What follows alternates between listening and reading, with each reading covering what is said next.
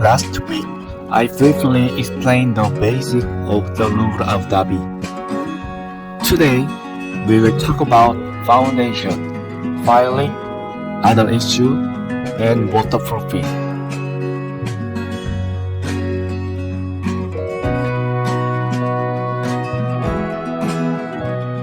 Up to date, we explain the background, construction process, money, and design of the Louvre Abu Dhabi.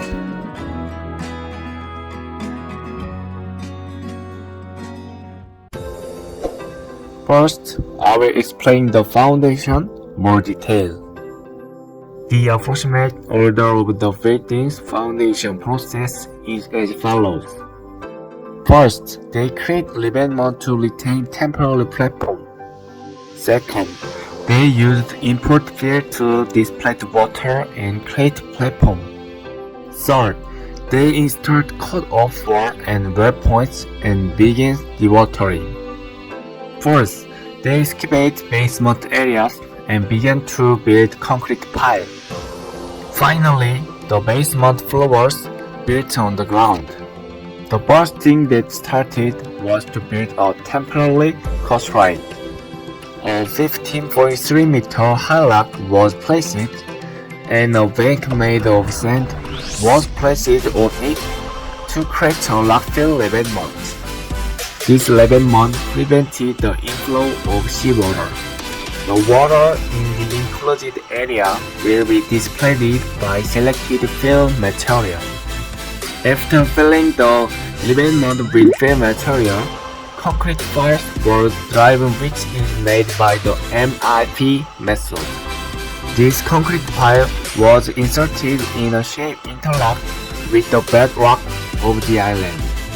This pile was used to protect the structure from the sea by building a hydraulic cut-off wall. The meaning of the MIP method is the mixed implicit method. The process of this method is first, augering while grouting milk of cement. Second, reach the desired depth. Third, continue the grout while mixing load is extracted. Fourth, finish the mixing load extension. Finally, insert H-pile or steel reinforcement. The MIP method is suitable for sandy and gravel layers, and Zodiac Island was used because it consists of sand, calcareous sandstone, and mostly with gypsum bands. Eventually, within a period of 8 months, 1,250 linear meters of MIP wall and 170 linear meters of sheet pile retaining wall were constructed. Then, in order to make the land dry, a pump was inserted and dewatering. When cut-off were built and land drained, 503,000 cubic meters of sand were removed from about 24,000 square meters of land. The land was excavated up to maximum 7 meters below the sea level, and the depth of excavation varies depending on the building being built. Concrete piles and steel piles were embedded on land. After all the foundation piles were built on the excavated land, reinforcement concrete left slabs began to be constructed from 7 meters underground. This is a rough description of the Louvre Abu Dhabi's foundation, and then I will begin explaining each part in detail. A total of 5,638 piles are embedded in the ground in the Louvre Abu Dhabi.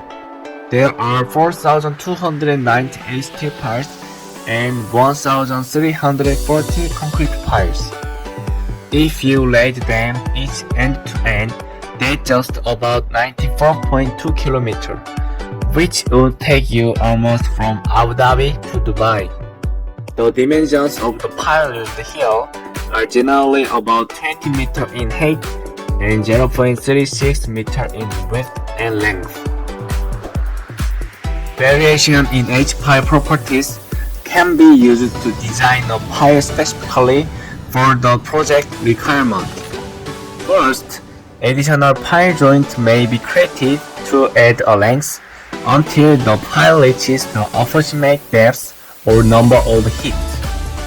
This is a great advantage of Sayat Island, where each pile has a different depth to the ground, and each gravel, longevity, and water-induced corrosion, so it's easy to wide the cathodic system from pile to pile.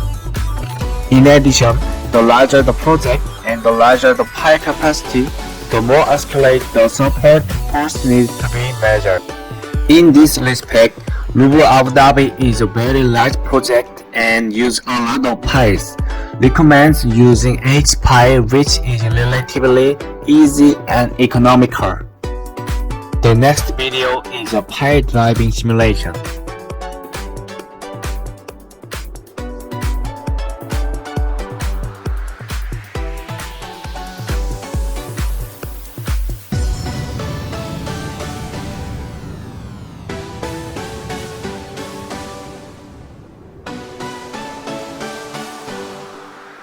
The piling phases of the Louvre Abu Dhabi took place from 2010 to 2011.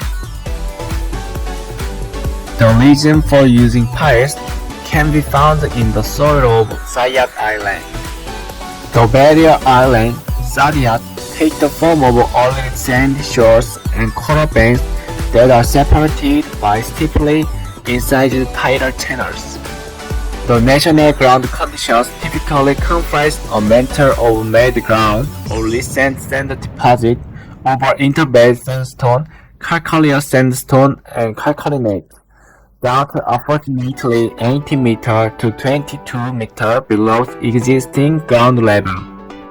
Therefore, because of the relatively poor condition of the near surface soil at formation level, a piled foundation solution has been adopted for both the dome and the general structure. In addition, the length of the pillar was set to 20 meters to 22 meters because the stack has to be supported by the minimum bedrock. They reclaimed the land, though we did indeed keep the original shoreline. The building currently sits on more than 5,000 concrete piling. Usually, when you put a building on piling, it's to keep it from sinking. But in this case, our goal is to keep the museum from floating out to sea. Even at the highest level of waterproofing, when water returned, upward pressure was generated on structure, which is protected by impermeable waterproof membranes. Engineers have determined that levee operation, such as hydraulic cutover, pump, and double waterproof systems, are limited. They knew this problem in addition, and as a solution, the 25-meter foundation pile, which burst supported the building during construction, served as an anchor. Eventually, building was surrounded by water with a tension piling to keep it from floating away and to hold it in place.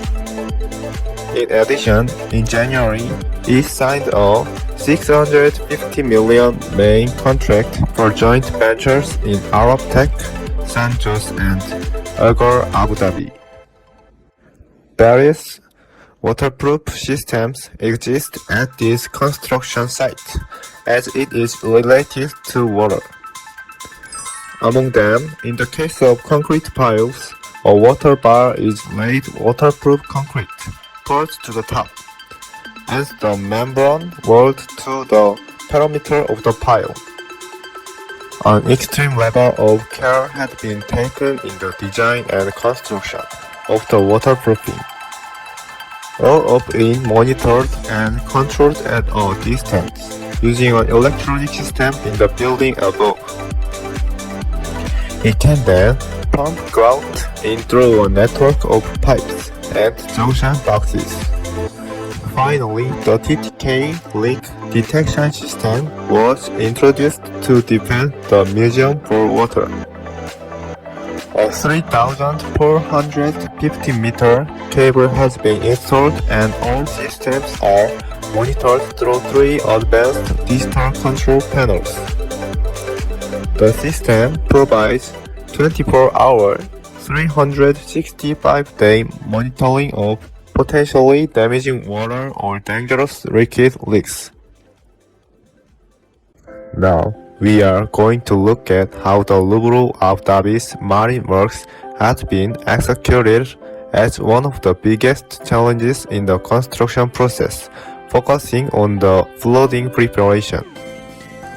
First, I'm going through the flooding process of how water was allowed into the mainland, embankment solution, and waterproof solutions. As the tide turns at Lubru Abu Dhabi as the sea becomes the museum's first attraction, the process of flooding the site was complete in a few weeks, but the seconds of works that were required to get to this beginning stage. Before the final flooding of the site could take place, the team overseeing the works had to make sure all the jobs requiring land-based access on the seaward side of the building. In 2060, the first stage of integrating the sea with the site involved the shutdown of selected pumps. This allowed the water level to rise slowly around the museum's basement, located below the level of the seabed.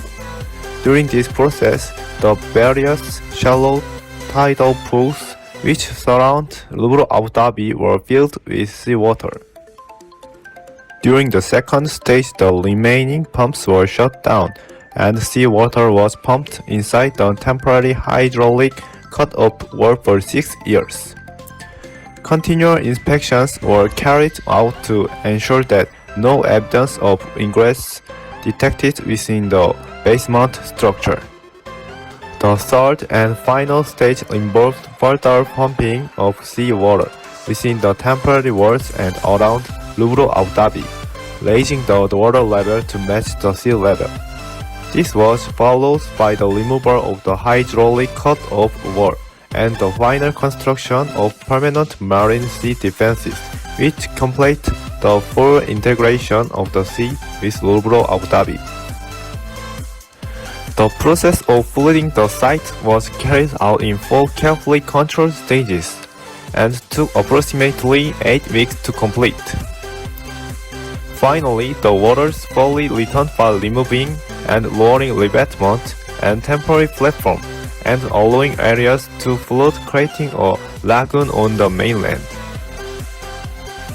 The process of allowing water level in began with 15 of the 18 pumps being turned up to allow a steady increase in the water level at a controlled rate of 15 centimeters a day.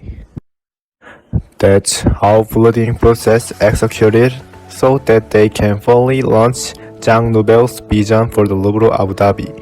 In order to protect the museum from the effects of maritime traffic, the changes of the Gulf's weather, and any potential security threats that might come from the sea, there were several solutions applied.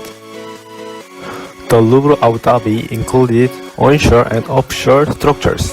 Onshore structures included the steps up to the museum, which will be partially submerged, planned workways, as well as areas of a restaurant that will be open to the sea. Offshore structures included submerged walls and reduced water depths, plus aesthetically placed emergent structures that in combination attenuated the wave height. Tested with all wave conditions and water levels to establish the performance of the structures. Around the edges of the structure, another 2,078 underwater pillars, concrete breakwaters, tidal pools and wearing wall were added. For waterproof solution, geomembrane was used for overall structure and especially for the museum's basement, which are below sea level and will be used to transport and store the building's masterpiece. To ensure water tightness, a 2-layered system was selected. 1.6 mm thick TPU Sikaplan membrane was specified for the lower geomembrane. The 2 meter wide geomembrane is connected with the Twinny S welder. This machine welds a double seam with each special nozzle. This way, after the welding process, the water tightness can be tested in the groove created between the seams using a testing needle and compressed air. Additionally, the coating system for the waterproof membrane is designed specifically to withstand the harsh saltwater environment and desert conditions. The combination of Galvasol and Hamburger mastic ensures excellent weather and ablation resistance, while the Hempocene top coat gives the dome a beautiful and extremely durable gloss finish that will last for many years. For the forthcoming presentation, we will examine the dome construction and outlook protection over ventilation, fire protection and desert heat solutions at Lugro Abu Dhabi.